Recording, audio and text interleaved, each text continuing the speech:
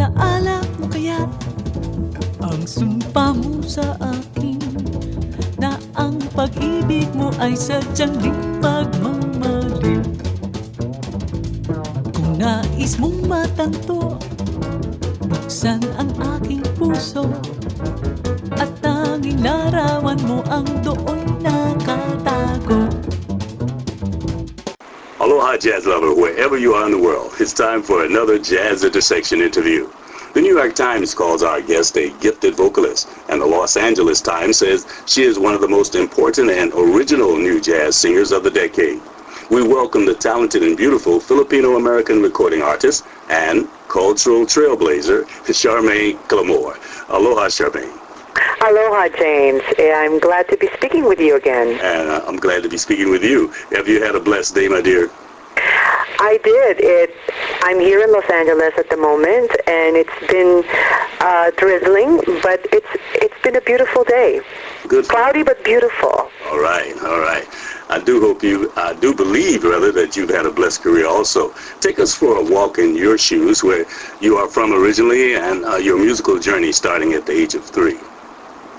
I grew up at a little town in the Philippines called Subic, Zambales. Mm-hmm. And according to my mother, at age 3, I started singing and entertaining passengers on the back of the buses traveling from Subic to Manila, whether they like it or not. And James, that was the start of my musical career. So you've been singing since you were 3. So your influence was your mother, huh? A huge influence from my mother and my father as well. Their taste in music that they shared with me early on, such as jazz and kundiman, which is parallel to the great American songbook. Okay. Opera, the great American songbook. We did not play a lot of pop music in our household. Uh-huh. Mostly Filipino music. Filipino music and jazz and classical music and musical plays. Okay, so continue on the journey now.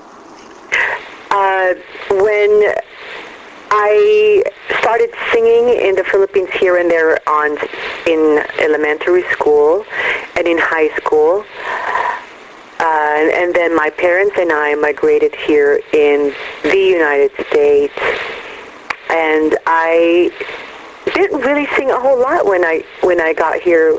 I focused on making sure that I was doing excellent in school, and I wanted to get accepted to a great college. And so, I'm new in a country and trying to acculturate, adapt to a new environment. Gotcha, yeah. So music was more just on the side. But when I got to college later on, I started singing backup for different bands in Los Angeles. I started doing top 40 bands. Mm-hmm. And then I got discovered as I was a host at a fried chicken karaoke place in Los Angeles. And the founder and musical director of a vocal jazz quintet, a Filipino gentleman, discovered me.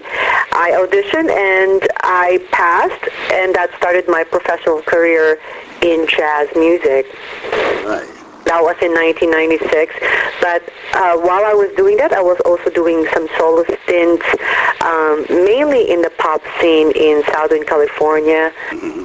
And in 2003, I started exploring, solo career in jazz, because the artists and my colleagues were encouraging me to do so. Okay.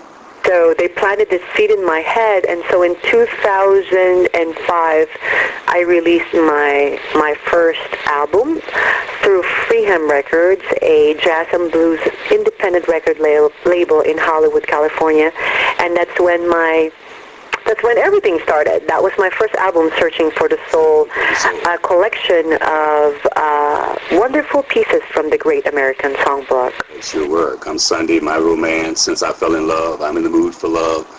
That's right. And the year after, I believe 2 years after, I released Flippin' Out, which is a landmark recording in my career because that gave birth to Jazzapino. Tell us about Jazzapino. I told you before, in 2007 when I received the album, that was, to me, one of my favorite albums. And I do like Something Good, though. But that My Funny Peanut, Brown Peanut, to me, was a classic. Thank you. Jazzapino came out from Flippin' Out, my second album in 2007.